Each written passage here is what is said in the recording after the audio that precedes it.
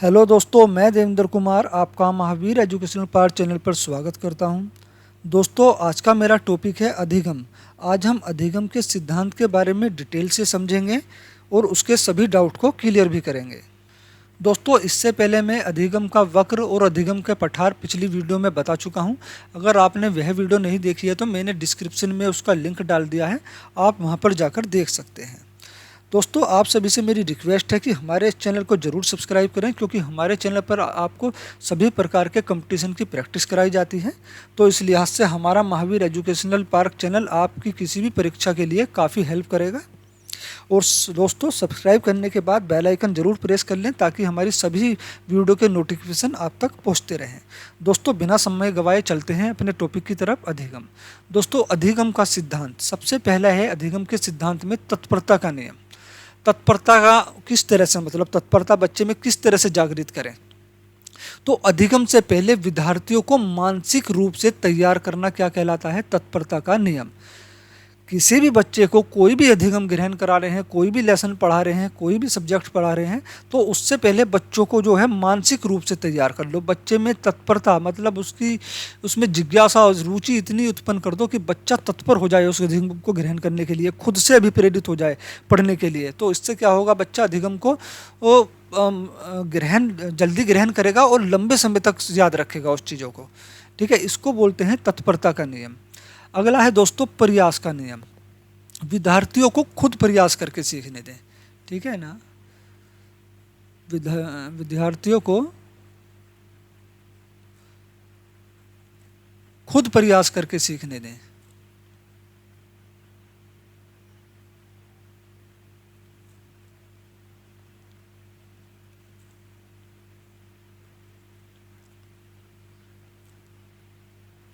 क्योंकि दोस्तों एनसीएफ 2005 ने, है ना, एनसीएफ 2005 ने भी ये माना है कि बच्चे खुद से सीखेंगे। शिक्षक को क्या करना है? शिक्षक को सिर्फ मार्गदर्शन करना है, बच्चे का मार्गदर्शन सुगमकर्ता के रूप में कार्य करना है। बाकी बच्चे खुद प्रयास करके, खुद गतिविधियां करके खुद सीखेंगे। तो इससे क्या होगा, बच्चों के ज्ञान जो होगा, बच्चे का ज्ञान जो मिलेगा वो स्थायी होगा। ठीक है, जब बच्चे या कोई भी व्यक्ति किसी काम को खुद करके सीखता है तो इससे क्या होता है, वो ज्ञान जो है उसके माइंड में बहुत अच्छी तरह से बैठ जाता है। वो फिर उस चीज़ों को भूलता नहीं है, वो बहुत जल्दी ही चीज़ों को समझने लगता है। तो इसको बोलते हैं प्रयास का नियम। बच्चे खुद प्रयास करके सीखेंगे।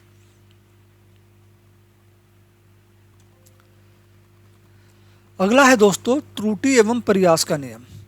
त्रुटि, देखो दोस्तों, त्रुटि मतलब गलतियां करना। अगर कोई बच्चा गलती कर रहा है तो सबसे पहले तो ये जान लो, अगर कोई बच्चा गलती कर रहा है अधिगम के दौरान, तो आपको उसको डांटना नहीं है और ना ही मारना है। क्योंकि त्रुटि एक पॉजिटिव है, एक सकारात्मक शब्द है। त्रुटि, गलती, बच्चे की गलती या त्रुटि क्या है, एक सकारात्मक शब्द है। अगर सीटेट में त्रुटि से संबंधित कोई क्वेश्चन आए तो त्रुटि को सकारात्मक रूप से लेके क्वेश्चन को हल करना। त्रुटि एक सकारात्मक शब्द है, क्योंकि अगर कोई भी बच्चा त्रुटि नहीं करेगा, गलतियां नहीं करेगा, तो वो प्रयास कैसे करेगा, फिर वो चीज़ों को सीखेगा कैसे। त्रुटि बालक में स्वाभाविक रूप से होती हैं, सभी में होती हैं। तो शिक्षक को इसको एक सामान्य तौर पे लेना चाहिए। ये अधिगम का एक अभिन्न अंग है, एक अंग नहीं है, एक अभिन्न अंग है त्रुटि। बच्चे की त्रुटि से शिक्षक क्या है, बच्चे की सोच और उसकी अवधारणा, उसके विचारों को जान सकता है। तो त्रुटि क्या है, त्रुटि बहुत ज़्यादा महत्वपूर्ण हो जाती है अधिगम के दौरान। तो त्रुटि एवं प्रयास का नियम। त्रुटि बालक में स्वाभाविक है।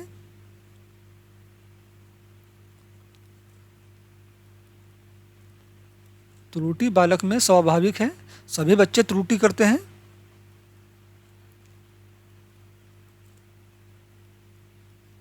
स्वाभाविक है। तो बालक त्रुटि करके ही सीखता है। ठीक है, ये भी लिख देता हूँ। बालक कैसे सीखते हैं? बालक त्रुटि करके ही सीखते हैं।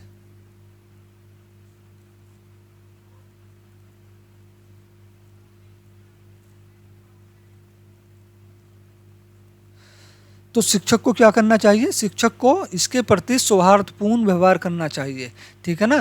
त्रुटि क्या है? यह अधिगम का, या यह अधिगम की प्रक्रिया है।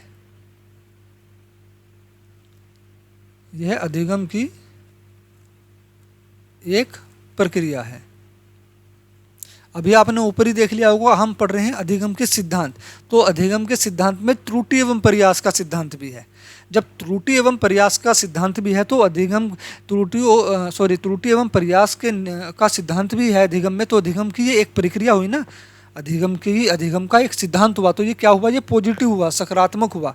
देखो कोई भी बच्चा जब त्रुटि करेगा तो उसको क्या करना है, शिक्षक को सहज तौर पे उसका मार्गदर्शन करना है, उसको समझाना है। बच्चा अपनी त्रुटि खुद स्वयं दूर करेगा प्रयास कर करके, ठीक है ना। लगातार प्रैक्टिस करके बच्चा अपनी गलती को पहचानेगा और फिर उसको दूर करेगा। इसी को बोलते हैं त्रुटि एवं प्रयास का नियम। इसके द्वारा प्राप्त ज्ञान जो होता है वो स्थायी होता है, ठीक है ना। कैसा होता है, स्थायी होता है, क्योंकि इसमें बच्चा एक्टिव रहता है। अगला है दोस्तों हमारा प्रभाव का नियम।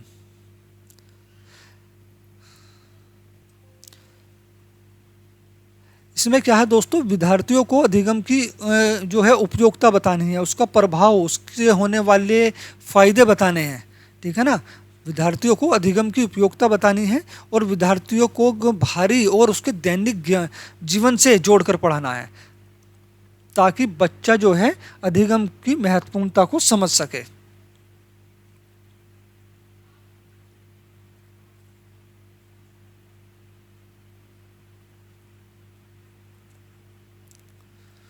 विद्यार्थियों को अधिगम की उपयोगिता बताएं।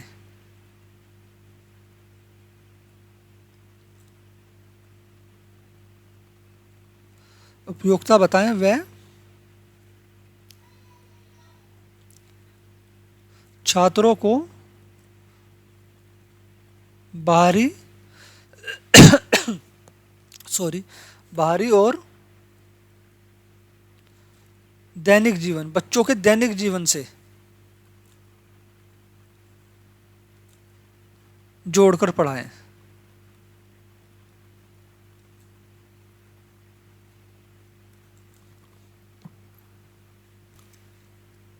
ठीक है दोस्तों, प्रभाव का नियम। विद्यार्थियों को अधिगम की उपयोगिता बताएं, उसका अधिगम का प्रभाव बताएं। हम क्यों पढ़ रहे हैं, किस लिए पढ़ रहे हैं, ये हमारे आने वाले भविष्य में किस तरह से हमारी सहायता करेगा, किस तरह से मदद करेगा। और बच्चों के जो कक्षा में बच्चों को ज्ञान दिया जा रहा है वो उस ज्ञान को बच्चों के बाहरी जीवन से, ठीक है ना, उसके दैनिक जीवन से जोड़कर पढ़ाएं, ताकि जिससे बच्चा जो है उसमें रुचि लेकर पढ़े। अगला है उद्दीपक अनुक्रिया का सिद्धांत। बच्चों को कोई भी ऐसा उद्दीपक या समस्या दें जिसमें वह रुचि लेता हो। जब बालक उसमें रुचि लेगा तो वह उसके प्रति सकारात्मक अनुक्रिया करेगा, ठीक है ना। देखो उद्दीपक का मतलब होता है कोई भी समस्या मतलब कोई भी अधिगम जो हम करा रहे हैं वो अधिगम कैसा होना चाहिए, वो अधिगम बच्चे के अनुरूप होना चाहिए, जिससे बच्चा उसमें रुचि ले। तो उद्दीपक का मतलब होता है कोई भी ऐसी समस्या जिससे बच्चा क्रिया करने के लिए मजबूर हो जाए, ठीक है ना। वो भी कैसी, सकारात्मक अनुक्रिया करने के लिए मजबूर हो जाए। इसको बोलते हैं उद्दीपक अनुक्रिया का सिद्धांत। देखो कोई भी उद्दीपक, जब हम कोई ऐसा उद्दीपक या ऐसी समस्या उसके सामने पेश करेंगे जिसमें बच्चा रुचि ले रहा हो, मजा ले रहा हो, तो बच्चा क्या करेगा, उसके प्रति अनुक्रिया करेगा, एक्टिव होकर अनुक्रिया करेगा, ठीक है, एक्टिव हो जाएगा उसके प्रति। तो ये क्या होता है, उद्दीपक अनुक्रिया का सिद्धांत। यहाँ पर शिक्षक को क्या करना है, उद्दीपक मतलब कोई भी ऐसा लेसन या विषय वस्तु हो जिसके लिए बच्चा अनुक्रिया करने के लिए मजबूर हो जाए। वो कैसी होनी चाहिए, जिसमें वो समस्या या उद्दीपक कैसा होना चाहिए, या वो पाठ्य वस्तु कैसी होनी चाहिए, वो बच्चे की ग्रहण शक्ति, उसकी क्षमता, उसकी बुद्धि, उसकी रुचि के अनुसार होनी चाहिए। जब ये सब चीज़ बच्चे के अनुसार होंगी तो बच्चा क्या होगा, अनुक्रिया करने के लिए अंदर से भी प्रेरित होगा, वो उसके प्रति अनुक्रिया करेगा, ठीक है ना। अनुक्रिया का मतलब है उसमें रुचि लेगा, उस अधिगम को ग्रहण करने की कोशिश करेगा। तो ये होता है उद्दीपक अनुक्रिया का सिद्धांत, ठीक है। बच्चों को कोई भी ऐसा उद्दीपक या समस्या दें जिसमें बच्चा रुचि लेता हो। जब बालक उसमें रुचि लेगा तो वह उसके प्रति सकारात्मक अनुक्रिया करेगा। अगला है दोस्तों संबंधवाद का सिद्धांत। उद्दीपक को अनुक्रिया से जोड़े रहें, मतलब उद्दीपक को अनुक्रिया से जोड़े रहे। उद्दीपक, जो भी समस्या एक शिक्षक ने बच्चे को दी है या जो भी उद्दीपक एक शिक्षक बच्चे को समझाना चाह रहा है, उस उद्दीपक के प्रति बच्चे में जो अनुक्रिया है वो कम ना हो। अनुक्रिया मतलब बच्चा लगातार एक्टिव रहे उसके प्रति, ऐसा नहीं होना चाहिए कि थोड़े समय के बाद बच्चा जो है अनुक्रिया करनी बंद कर दे, एक्टिव होना बंद हो जाए, उसमें रुचि लेना बंद कर दे। तो ऐसा नहीं, संबंधवाद का सिद्धांत यही होता है कि उद्दीपक को अनुक्रिया से जोड़े रखें। उद्दीपक में ऐसा कोई ना कोई इंटरेस्टिंग पॉइंट जरूर डालते रहें जिससे बच्चे में रुचि आती रहे, बच्चे में जिज्ञासा आती रहे और बच्चा उस अधिगम को ग्रहण करने के लिए अंदर से अभिप्रेरित हो, है ना। जब अभिप्रेरित होगा तो वो क्या करेगा, वो पॉजिटिव अनुक्रिया करेगा, सकारात्मक अनुक्रिया करेगा। ठीक है, इसको बोलते हैं संबंधवाद का सिद्धांत। दोस्तों, ये सभी सिद्धांत किसने दिए हैं? ये सभी सिद्धांत दिए हैं थॉर्नडाइक महोदय ने। ठीक है ना, थॉर्नडाइक महोदय ने दिए हैं ये सभी सिद्धांत। जितने भी सिद्धांत मैंने अभी बताए हैं, तत्परता का नियम, प्रयास का नियम, त्रुटि एवं प्रयास का नियम, प्रभाव का नियम, उद्दीपक अनुक्रिया का सिद्धांत, संबंधवाद का सिद्धांत, ये सब किसने दिए हैं? ये सब थॉर्नडाइक ने दिए हैं। इनके जनक कौन माने जाते हैं? तो थॉर्नडाइक माने जाते हैं। ठीक है, और थॉर्नडाइक ने अपना प्रयोग किस पर किया था? थॉर्नडाइक ने अपना प्रयोग जो करा था वो बिल्ली पर करा था। ठीक है ना, किस पर करा था? बिल्ली पर करा था। अब है दोस्तों अगले सिद्धांत। ये सभी सिद्धांत किसके हैं? ये सभी सिद्धांत स्किनर महोदय के हैं। ठीक है ना, स्किनर महोदय के हैं। इसमें सबसे पहला सिद्धांत है इनका सक्रिय अनुकूलन। सक्रिय अनुकूलन, जब बच्चे को अधिगम से फायदा होगा, तो ध्यान रखना, देखो थोड़ा सा बारीकी से समझना। स्किनर ने सबसे ज्यादा जोर दिया है फायदे पर। ठीक है ना, किस पर दिया है? फायदे पर। जब बच्चे को किसी अधिगम से फायदा होगा तो वो अधिगम में क्या लेगा? रुचि लेगा और सक्रिय रहेगा। इससे बालक, इसलिए जो है बालक को ऐसा अधिगम पढ़ाएं जो उसके फायदे का हो। इसके क्या सक्रिय अनुकूलन, इसकी डेफिनेशन में लिख देता हूं। जब बच्चे को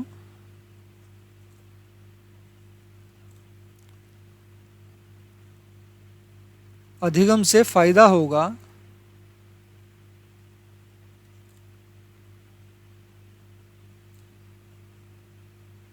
तो वह अधिगम में रुचि लेगा।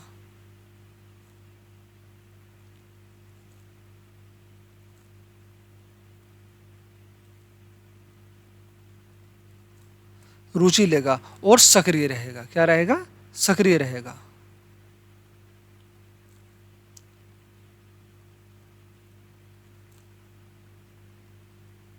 एक्टिव रहेगा। ठीक है, तो बच्चे को कोई भी मतलब अधिगम कराना है, कोई भी अधिगम ग्रहण कराना है तो ऐसा अधिगम कराएं वो बच्चे के फायदे का हो। अगर बच्चे के फायदे का होगा तो बच्चा उसमें रुचि लेगा और उसके प्रति पॉजिटिव अनुक्रिया करेगा, सक्रिय रहेगा, एक्टिव रहेगा। क्रिया प्रसूत अनुकूलन, इसको क्या बोलते हैं? इसको नैमित्तिक अनुकूलन भी बोलते हैं, है ना।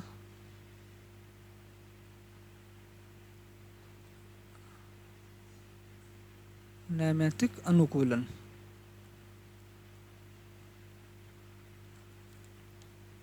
इस सिद्धांत के अनुसार होता क्या है कि अगर कोई बच्चा अधिगम के दौरान एक वांछनीय परिवर्तन बच्चे के व्यवहार में हो रहा है या अधिगम के दौरान बच्चा अच्छा प्रदर्शन कर रहा है तो बच्चे को क्या है? शाबाशी दो, उसको पुरस्कार, मतलब ऐसा कुछ दो जिससे बच्चे का मनोबल बढ़े। तो बच्चा क्या होता है? उस क्रिया को करने के लिए पहले से बेहतर तरीके से करने के लिए और भी अच्छी तरह से कोशिश करता है। ठीक है ना, मान लो कोई बच्चे ने कोई सवाल को हल कर दिया और एक शिक्षक ने उसको गुड दिया, शाबाशी दी, तो बच्चा क्या करेगा? अगली बार और भी उसी कार्य को और भी अच्छी तरीके से करने की कोशिश करेगा। इसको बोलते हैं क्रिया प्रसूत का अनुकूलन। ठीक है दोस्तों, अगला है सबलीकृत अनुक्रिया।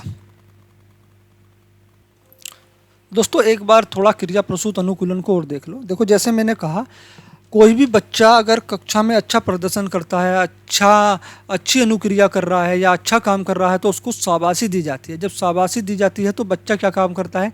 उस कार्य को करने के लिए और भी बेहतर तरीके से करने की कोशिश करता है अगली बार।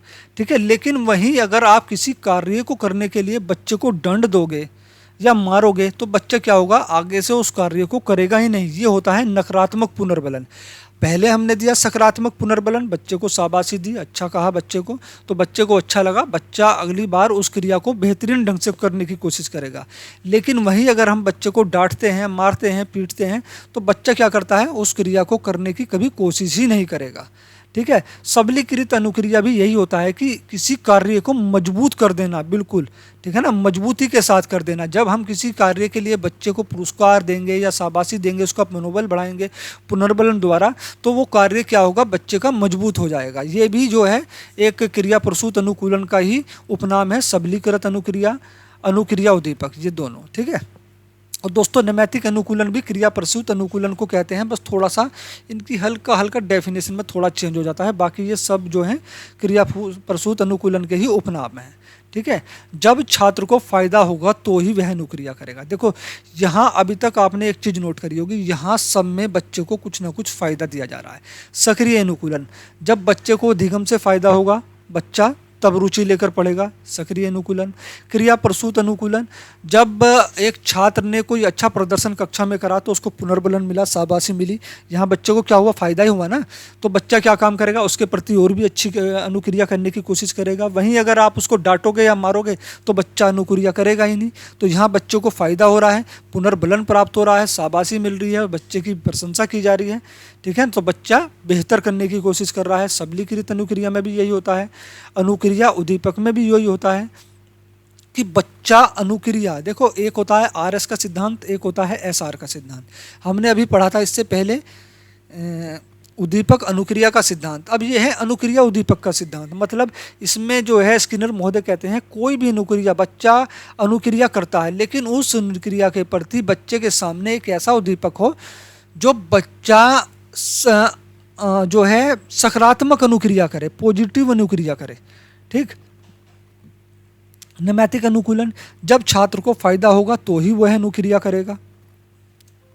ये सब क्या है, ये सब स्किनर महोदय के सिद्धांत हैं। दोस्तों ये सब किसके सिद्धांत हैं, स्किनर महोदय के सिद्धांत हैं। और स्किनर ने अपना प्रयोग किस पर करा था, तो स्किनर ने अपना प्रयोग चूहे और बिल्ली पर करा था, चूहे प्लस बिल्ली, इन दोनों पर जो है स्किनर महोदय ने अपना प्रयोग करा था। दोस्तों आज की क्लास यहीं पर समाप्त होती है। अगर हम अभिप्रेरणा के बारे में भी, इस टॉपिक को भी इसी क्लास के साथ जोड़ देंगे तो वीडियो बहुत लंबी हो जाएगी। ठीक है ना, फिर बाद में जो है आप उब जाएंगे, तो थोड़ा थोड़ा लेके पढ़ते हैं और बहुत तेज तरीके से कोशिश करते हैं। ठीक है। आज का टॉपिक यहीं समाप्त करते हैं। वीडियो देखने के लिए दोस्तों धन्यवाद।